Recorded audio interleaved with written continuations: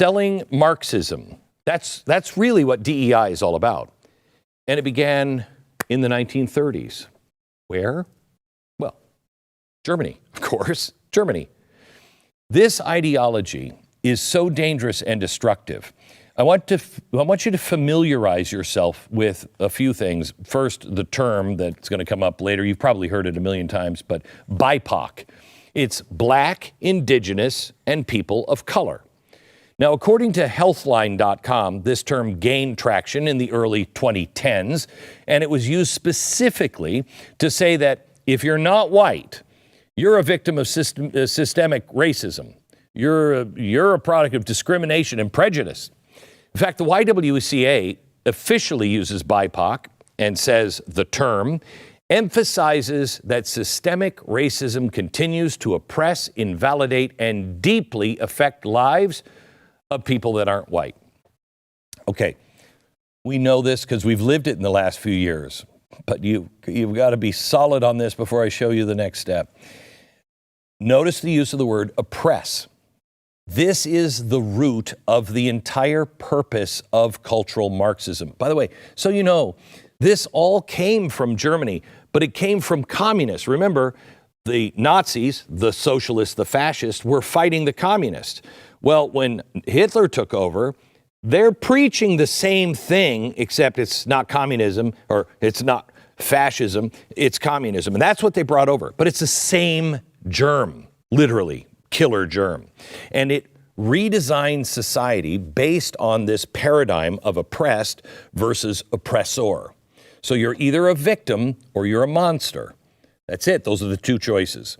And skin color and sometimes gender decides which one you are. Nothing about your character. The fact that Martin Luther King would be rolling over in his grave at the mere notion of any of this never enters their mind. Probably because the people that brought this into our country never really heard a single speech by MLK. Cultural Marxism was brought to the United States from the Frankfurt School in Germany during World War II. And the idea was, how do we establish Marxism? You know, just without all the bloody stuff. How do we topple America and bring communism here? And the first thing they had to do was they deleted words like proletariat, working class, and bourgeoisie.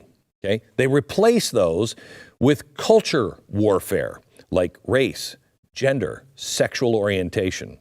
They didn't get this right away. Took them a while. The German academics would later set up shop at, what a surprise, Columbia University in New York City. Western culture was the true enemy that could be exploited. Marxism was just a weed that could be used to slowly choke our country to death. So let me take it there. I want you to imagine a garden, okay? Because that's our country, yours and mine. It was a garden, and we would tend that garden all the time. It had all kinds of plants, traditions, family values, faith, free markets, individual liberty. They were all growing up. Some were stronger than others. And they're rooted deep in the soil of history. But then this vine comes along, cultural Marxism, and it doesn't announce itself with trumpets, because if it did, you would immediately kill that pernicious plant. It's quiet, it's sneaky, and it stays down low. It starts in the shadows, down in the dirt, whispering that everything we've built is rotten, oppressive, unfair. Shh. It says the garden has got to be torn up, replanted from scratch, not to make it better, but to make it more equal, even if that means choking out everything that's already in the garden. But it can't announce it. It has to be quiet for a long time. So the first stop that it goes, where the vine takes root, is into the schools.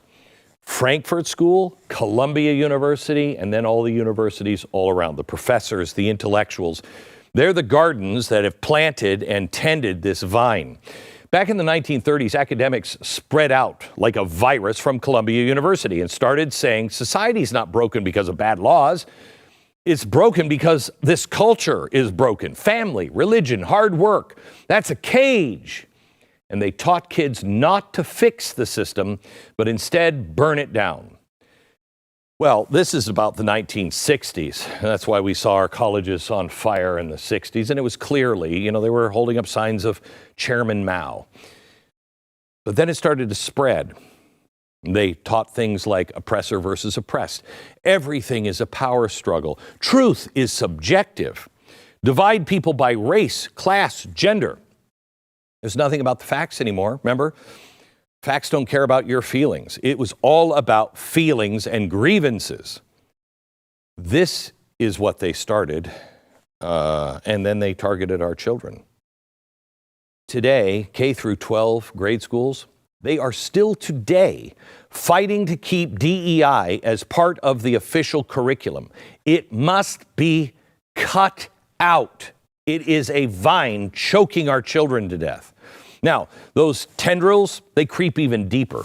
They go, well, Hollywood, been there for a long time. Then they go into music and TV, and then the vine just wraps around them, twisting stories into tools. Movies stop celebrating heroes who build. No.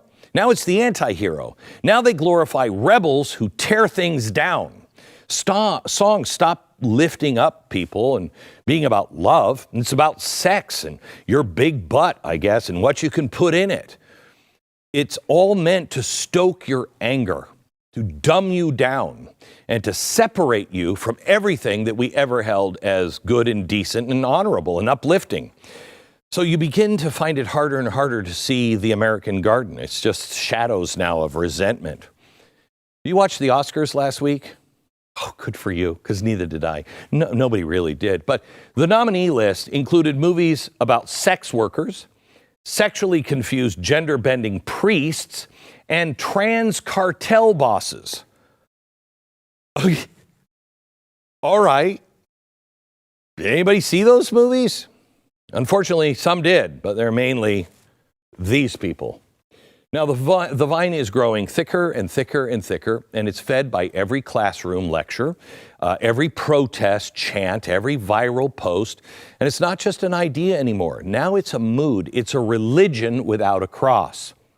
You see where we are in our storyline now? We watched as the infestation moved to the next layer.